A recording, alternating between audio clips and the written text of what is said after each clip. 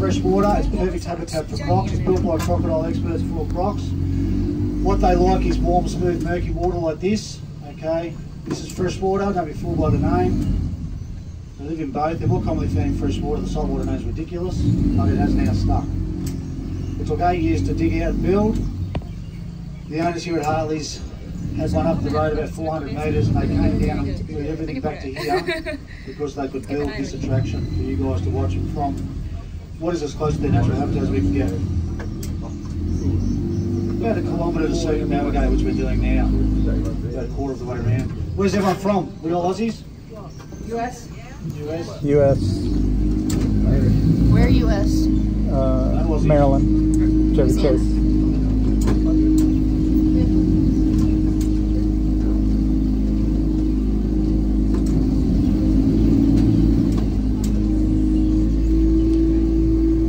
There's three things they like in their habitat, that's warm, smooth, murky water. If somebody's going to come up to you and bite you really hard and drown you, rip you to pieces and eat you, it's not going to advertise the fact it's coming, is it? So crocs are all about that element of surprise. Sneak up, bite hard over it very quickly.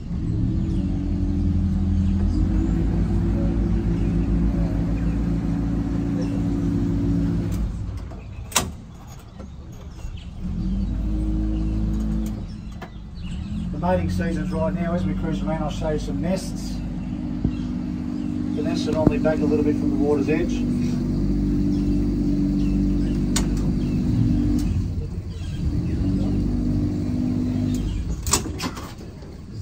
I'll just get my feeding pole ready. One just went under straight ahead. Watch as it comes towards the boat. Very little evidence. It's coming.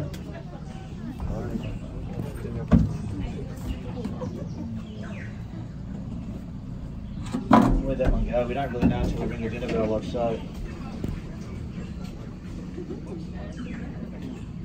These rufous night herons come and try and scavenge some food. One just sort of went under. They play a bit of cat and mouse. The ones that have been here a while know how to play the game. Bring up a little bit more. That's a nest there, so the mounds of leaves will go to the nests. The females will lay between 40 and 60 eggs. But we have to come in there and get them all, because we're a farm, which you just did a farm tour, yeah? So we call it a hardcore Easter egg hunt. This bit over here to the right is our free camping area. Yeah, no thank you.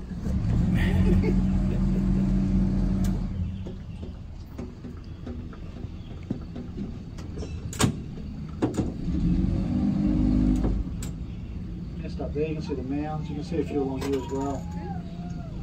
So the females are figured out if you get too close to the water, the tidal surges and flooding take those nests away. She'll lay between 40 and 60 eggs and she'll try and protect all of them. She'll fail. She'll be lucky to get a survivor out of that. A. Single? Yeah. Wow. 1 in 500 makes it from the egg to maturity. Wow. That's probably why she has so many eggs. Lots of reptilian species do that to get a survivor. Right. Most of those eggs and juveniles will turn into food sources for other animals. So there's one straight ahead, we'll get started. Right. Now I'm going to do this both sides, okay? You're welcome to stand on the opposite side I'm on. What these guys do is they sneak up and they bite really hard. If you're swimming near the mouth of a river at night, good chance you won't see one in it either, but he'll see you. Now these guys wouldn't have good vision in this water. It's murky.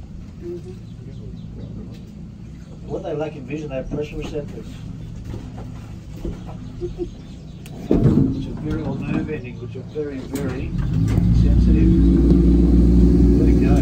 Right behind us. Now, what else do they eat besides what you feed them off the boat? Whatever they can catch, pretty much. Yeah.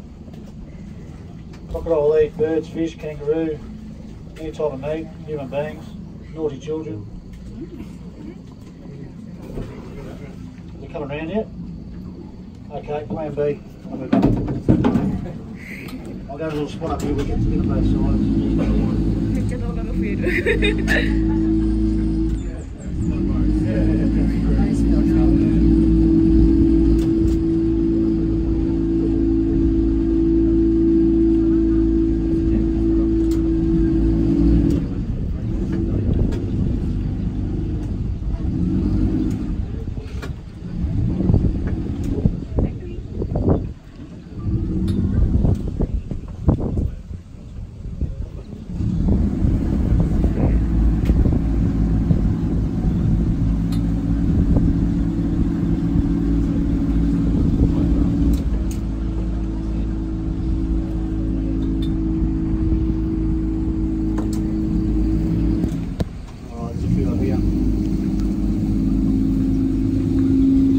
croc stories. I used to say to people, if you're not sure there's crocs in the water, go back to your resort and have a swim there.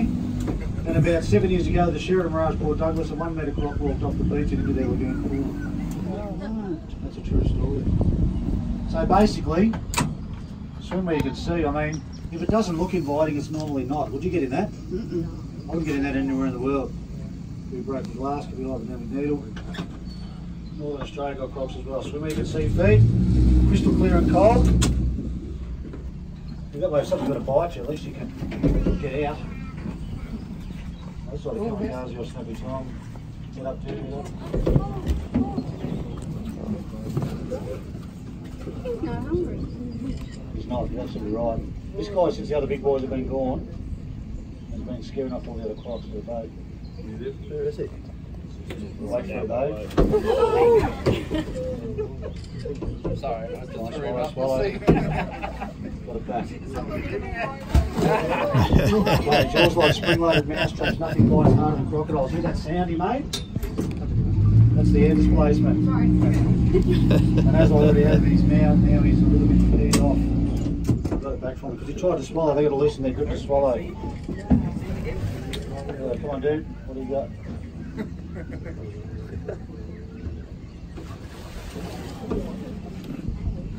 How big's he? 3.8. They bite that hard, they make that sound with their jaws. We call that a jaw slap. And one this size, if he bites into you and gets hold of you, and he's big enough to ruin your life pretty much, you won't ever come back up.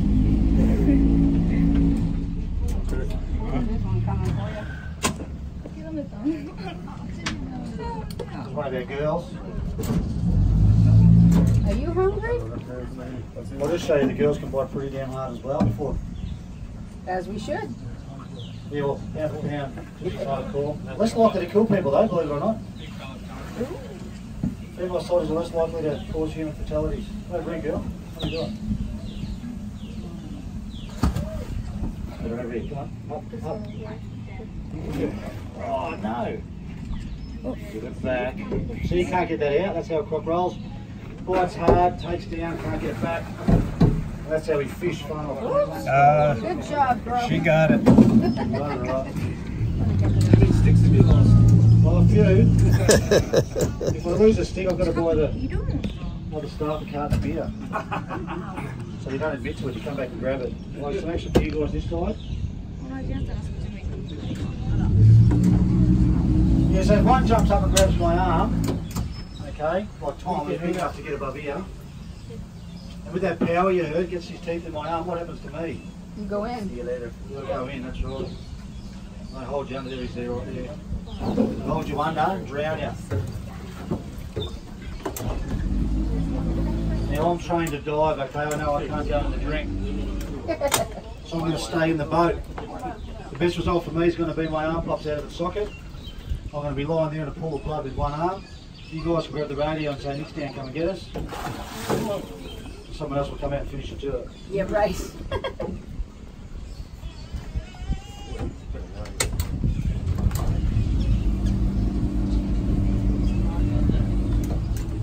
Feel the buoyancy.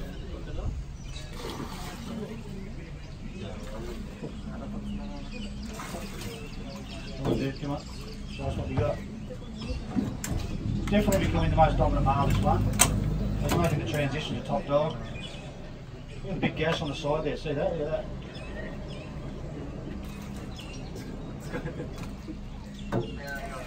Here's get to Oprah over.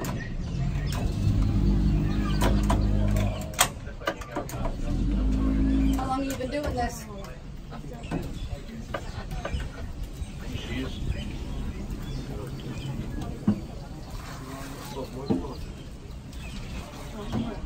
One of our girls, call her Oprah because she has weight fluctuations. She's blind in the right eye, look at that. Can't see that, look. When I go to the left though. Well, there's the power of the girls. Go girl power. Yeah, of the 75 deaths in the last 150 years, only one's been caused by a female salty on record. So statistically, you get in there and swim with Oprah. I'll hold your wallet and your watch. Look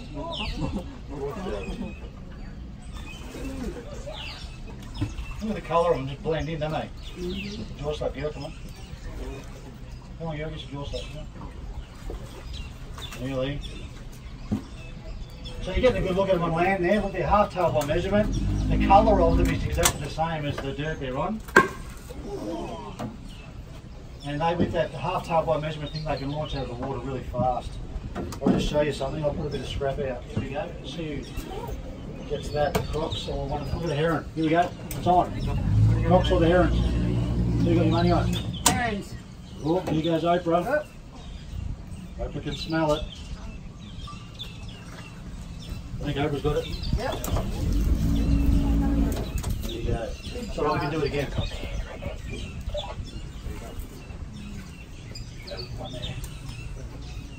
Oh, the heron.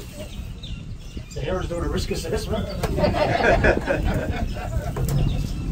Might have this one though. Where's your left? That way. Heron, get it?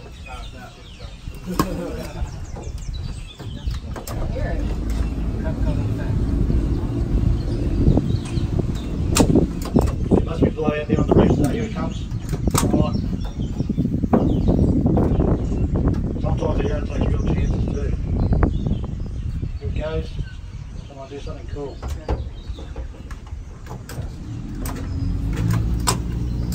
Oh, he's ready. How fast are the herons? We're about to find out. Why don't they make another little bit of... See bits of food out in there. Why did she have the mouth open with? Sometimes more than one heron come down 5 foot too. No, this one's not taking any chances. Bugger. Why is she laying there with her mouth open? Okay, they gape. It might be comfortable. It might help them warm up or cool down. A couple of theories there. They certainly do it. They tend to do it a lot after a cold night. So not even this time of year. You come out here some mornings after a freezing cold night. I mean, when I'm talking freezing cold night up here, it's about 13. She's coming. They're doing it. They're all gaping. Here we go. She got it. Heron got it. So I've never seen a heron get nailed. If I did, I'd probably have to stop playing that game. Okay, they took one out of Dixon's Inlet recently because we believe he might have been stalking people. It was right near a public boat ramp. What happened was a mate of mine doing a fishing charter came in one afternoon and saw the head of a crocodile about that big swallowing a turtle. So he rang up the council and they put a trap in there. And this is right near a public boat ramp where people coming and going, alright? They put a trap in and it wasn't far off the mark because within about 5 days caught a 4.4 metre male crocodile. In around a public boat ramp. He was massive, had a big fat belly on him, weighed about half a tonne. They nicknamed him Clive after Clive Palmer. So Clive got removed. If it had been today, we'd get him in here. Okay, because we had 2 other large dominant males in here already, we didn't have room for Clive, which is a bugger. Clive would have upset the whole status quo. We weren't going to let the big ones get killed by the dominant males. So was Clive stalking people? Who knows? He was certainly there though. If it wasn't for the fact he was swallowing a turtle, no one would have known he was there. So it might have averted a catastrophe. But how smart they are is probably best explained by my 7-year-old daughter. I took my family camping up to Cape Tube last Christmas school holidays, about this time last year. And the locals were telling us if you go for a walk along the beach at about sort of sunset towards the mouth of the river up there, a big large crocodile's been cruising around the coastline, you can see it from the beach. So off we go. Going for a walk to see this croc in the wild, and my 7-year-old's got her feet in the water. And one of her friends said to her, don't get too close to the water, there's a big croc in there. And she said, no, it won't eat me, and my dad works in Hartley. So according to my 7-year-old daughter, crocodiles are that smart they know where your old man works. Right. And if he works with crocs, they will show some professional courtesy and not eat you. Now look, the best way to see crocs is what you just did, what you're doing today. Come to places like this, let the professionals do the dangerous stuff and just learn about them. Because what we can teach you here today might save you that one day from going to that mouth of the river, or, you know, realising they live in fresh water as well as salt water, even though they're called salty. So that's our job today. Because they're great to watch from a safe environment. You must admit, yeah, pretty cool, aren't they? Imagine being in the water with one. No, thank you. Thanks. Well, we're the first boat in, so next show, go left after the souvenir shop. Go to the feeding show, it's really good. You've got plenty of other good shows coming up throughout the day.